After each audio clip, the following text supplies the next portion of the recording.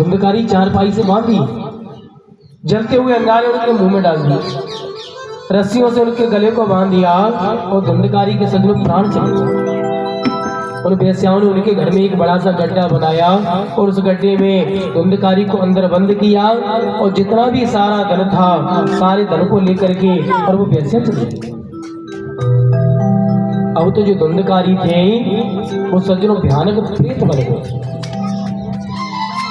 देखो न जाने कितने वर्षों बाद गोकर्ण को ध्यान आया कि अपने घर के लिए चलते। और वैसे भी लिखा है जननी जन्मभूमस्य स्वर्गादपि गरीयति। जननी माने मैया और जन्मभूमि माने जहां जन्म ली। ये स्वर्ग से भी बढ़कर के बताया। तुम जीवन में सबका कर्ज उतार दोगे लेकिन मैया का इतना कर्ज रहता है जीवन भर तक तुम लगे रहोगे फिर भी मैया का कर्ज उतार नहीं पाओगे। जन्मभूमि जहां जन्म लिया। गोकर्ण ने विचार किया कि चलो अपनी जन्मभूमि चलते। गोकर्ण लौट करके आई, अपने घर में अंदर प्रवेश कर गए। रात्रि का समय है।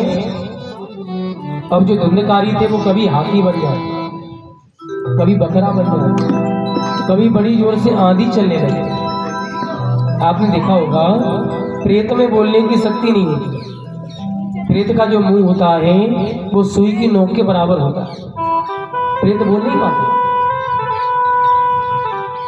बड़ी जोर से हवाएं चलने लगे, कभी हाथी बन जाए, कभी सिंह बन जाए, कभी बकरा बन जाए। गोकर्ण ने विचार किया भैया तुम हो कौन? कस्तमोति गतो रात्रो कुतो यातो दशामिमा किंबा प्रेत पिशाचो वा राक्षसोऽसीति संसदः। कौन हो भैया? काय के लिए परेशान कर रहे? देखो धुंधकारी बोलना तो चाहता है लेकिन बोले कैसे? बड़ी जोर जोर से रोने लगा। अब जैसी रोने की आवाज को सुना तो गोकर्ण महाराज ने कमंडल से जल अपने हाथ में लिया और जैसी सज्जनों जल के छींटा मारे तो वो प्रेत आत्मा बड़ी जोर से चिल्लाने लगा। अहम भ्राता तुदीयोऽस्मि ओ धुंधकारी तेरा मता स्वकीयेनैव दोषेण ब्रह्मणत्वं नासितं मया। हम हैं तुम्हारी भैया धुंधकारी। गोकर्ण कह रहे धुंधकारी? अरे हमने तो गया में जाकर के तुम्हारा पिंडदान किया फिर भी तेरा कल्याण नहीं हो पाया। धुंधकारी कह रहे भैया गया में पिंडदान करने से तो जो तीसरे नंबर के पापी होते हैं उनका कल्याण होता है। भैया हम तो पहले नंबर के पापी हैं। गया में पिंडदान करने से और हमारा कल्याण नहीं हो पाया। गोकर्ण ने विचार किया कि हमारे भैया का कल्याण कैसे हो?